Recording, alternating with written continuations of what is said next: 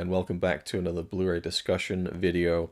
And we're now in 2025. This is my first video being recorded for the year 2025, and time is rolling on. And this is a Eureka release from, I think, November of last year, so a couple of months old. And I just had to jump on, man, just even looking at the cover and kind of feeling the symbolism of what they've gone for with this. Oh yeah, there's no surprises here that it's by Gokaiju, the artwork on the slipcover. Let's just show you what it is. You've probably seen it. You've clicked on the title, or you clicked on the video. You've seen the title, and the film that we're going to be discussing in this video is The Sword, 1980, directed by Patrick Tam. Hong Kong wuxia classic, I would say. The sword, and just seeing like the actual sword itself here kind of piercing through the title of the movie, it's so cool. And even like this with the pictures of the actors, that's something I've seen on kind of actual, of the period posters from kind of East Asian films. I'm thinking specifically of the poster, I think, for the fall of the castle, the fall of Akko Castle, yeah. I was thinking of the fall of the House of Usher. No, the fall of Akko Castle, the Kinji Fukasaku film. Where there's a poster with all the pictures of the actors. Anyway, The Sword. I will 100% be doing an in-depth Blu-ray review of this, but I just wanted to discuss this film and this Blu-ray for a second because I watched this last night and holy shit. Sometimes I watch these Blu-rays and I'll enjoy the film. I'll spend a week or so going through the extras. I never had the time to do it all in one go or anything like that. And then by the time I sit down to do the video, sometimes it's been a week or two or more. But this, fresh, hot off the press, last night I watched this. And I was blown away by it. For me, this is a masterful film. I'm gonna refrain from using the other word that begins with master, which people throw out a lot. People throw the term masterpiece out willy-nilly. Willy-nilly, as Carl Pilkington would say. I'll leave that in free. It's just interesting how I tried to say it wrong just to make a Carl Pilkington reference, and I stumbled over the wrong use of the term, which is, of course, just willy-nilly. Anyway, people bandy about the phrase masterpiece a lot, myself included. Is this a masterpiece?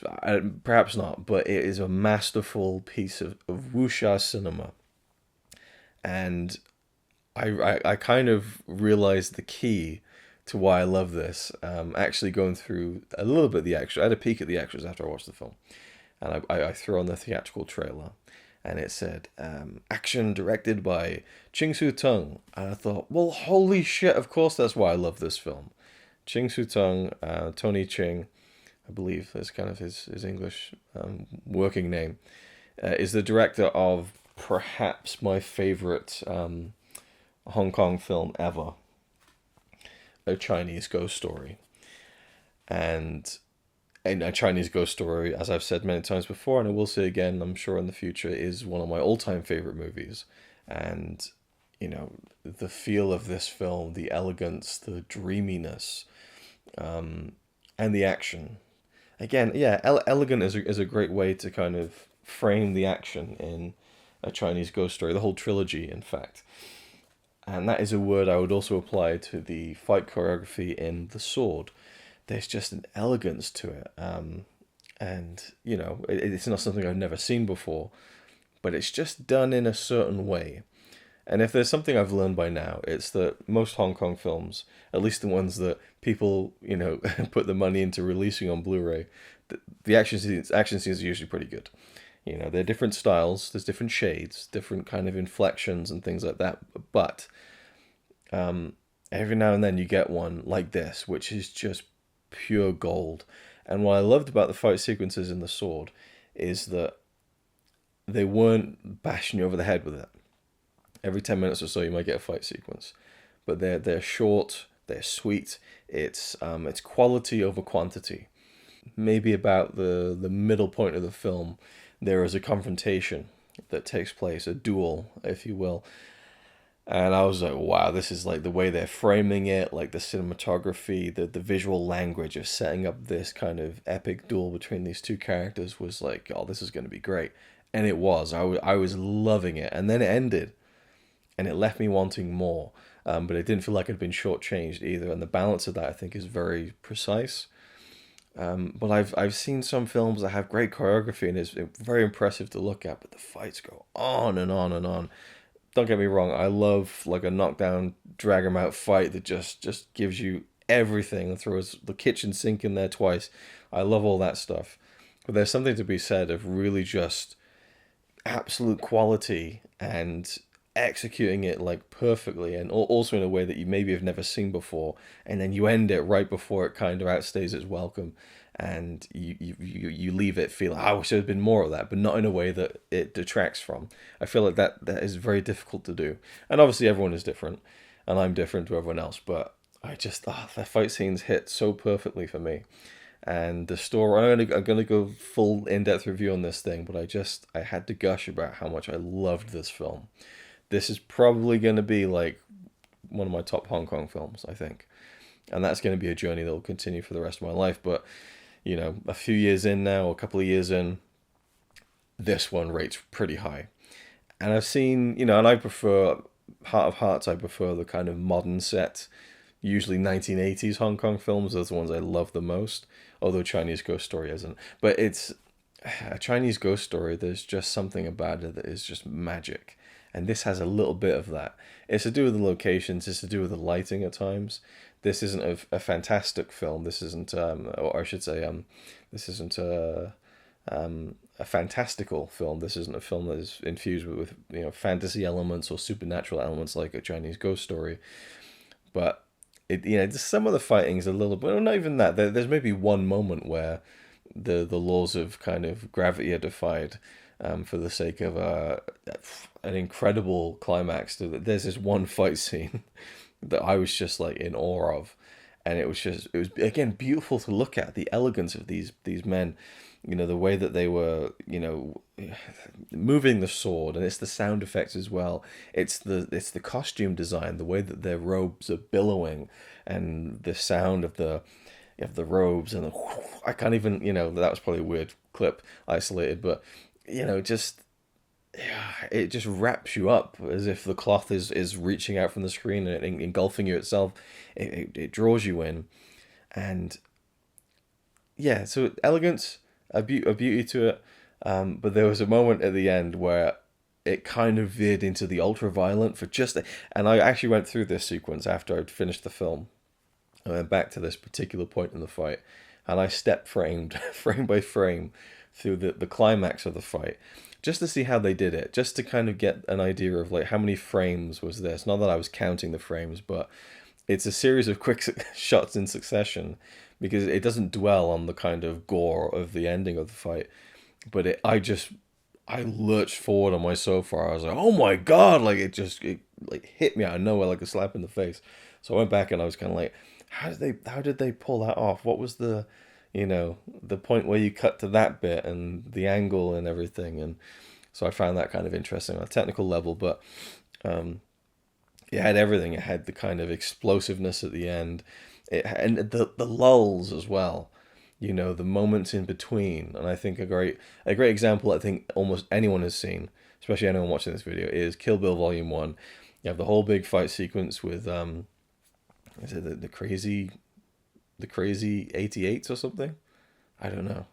Am I thinking of Crazy 8 from Breaking Bad? Is that even a Crazy 8? No. There's something 8. Anyway, you know what I'm talking about. The big fight in the fuck, what's that place called? It's like there's a name for it. It's in my head somewhere. I can't access it. But I'm talking about the scene where Uma Thurman, the bride, she fights like 100 guys, then she fights Go-Go, and then she fights Lucy Liu at the end. And they have there's the build up, and there's the action, and then one of them's been hit, and they kind of stagger apart, and then you kind of hold, and it gives it time to breathe before we continue. Like that, those moments I love. because it gives the characters a time to collect themselves. It gives the audience a time to collect themselves, and that happens in this as well. And it has the explosiveness, like I said, but then just the choreography, and it doesn't veer into that kind of trap of it feeling too choreographed. There's a lot of diving and ducking in this.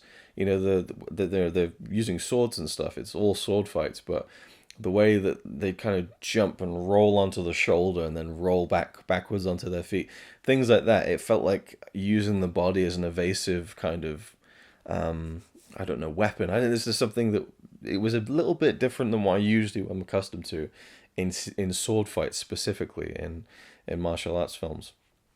But you know, that specific style of wuxia and the kind of pushing it the boundaries of reality a little bit.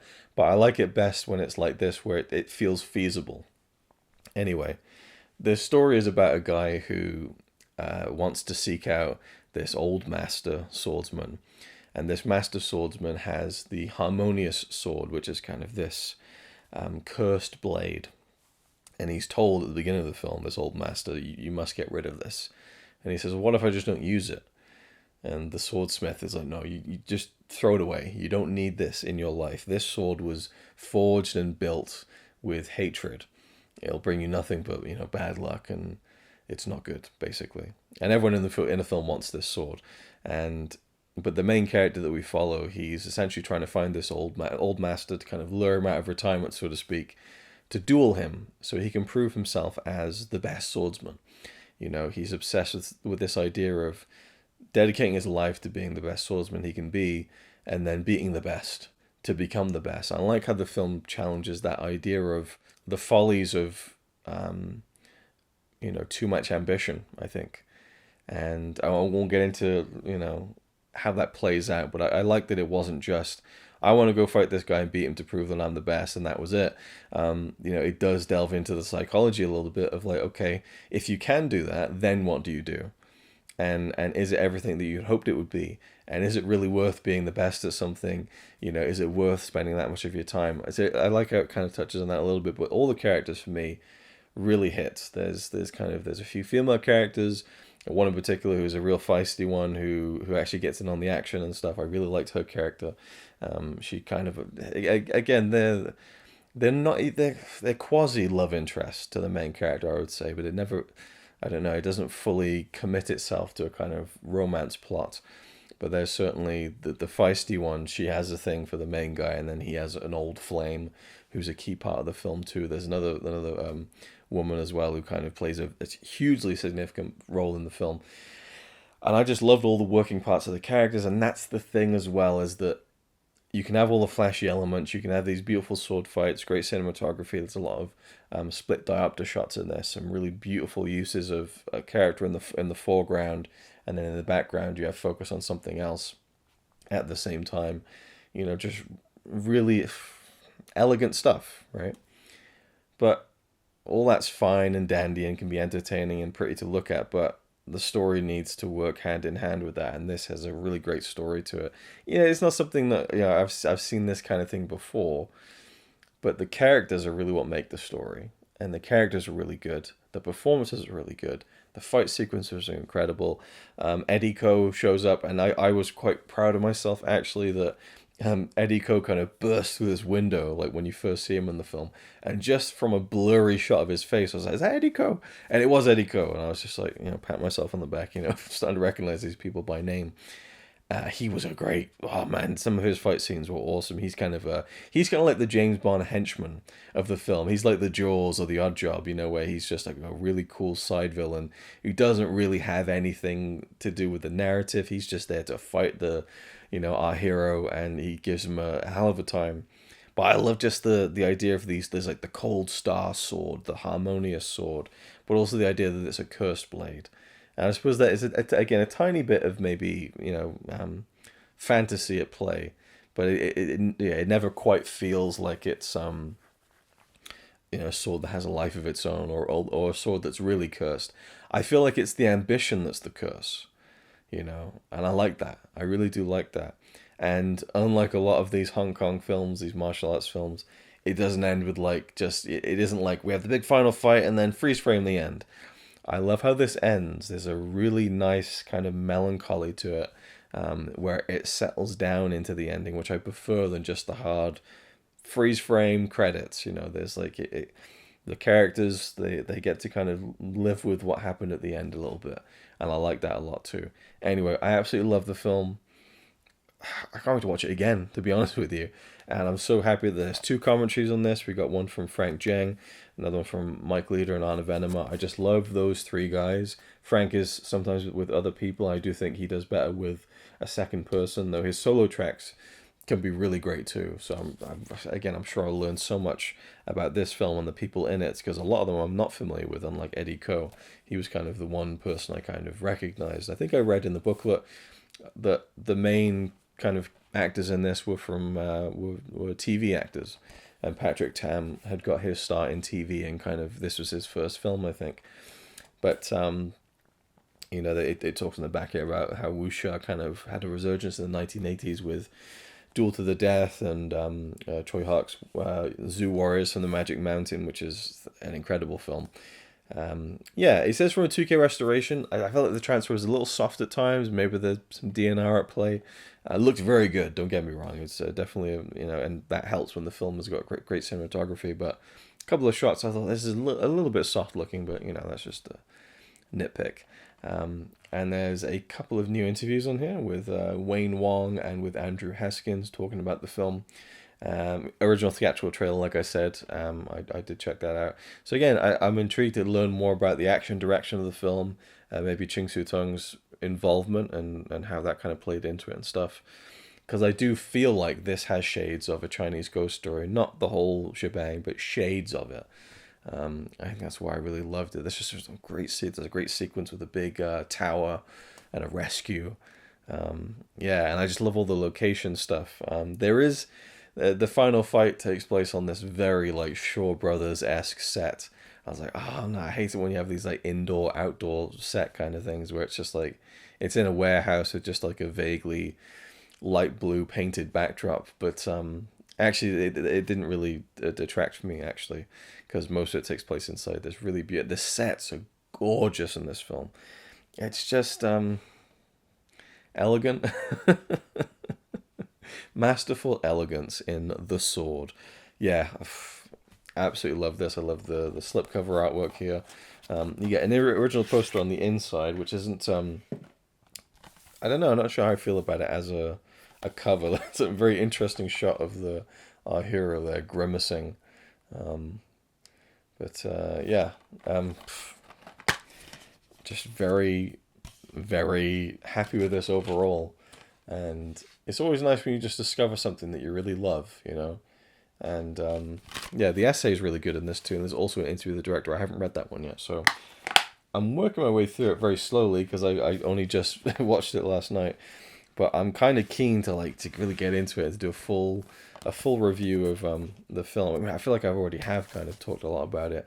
I'll need to remember to find other words than elegant when I do the full Blu-ray review of this, but this feels worth my time to do like a full deep dive and to use some footage and some images. Yeah. Oh, so the who does it say on the back here? Because I don't. Yeah, Adam Chung, I believe. Oh, he's in Zoo Warriors. I didn't know that. Yeah, so he's the lead character, I think. Yeah, Lee Mek-in, the guy who wants to challenge the master for the sword, the harmonious sword. Cannot recommend it enough and it's like 90 minutes as well, 89 minutes. Like it just isn't an ounce of fat on it. It's just lean. It's just it's incredible. I absolutely loved it. I'm not going to call it the M word, but it was a masterful piece of wuxia cinema. I think that's a very apt description of it. Loved it. Thank you for watching, and I'll see you in the next one.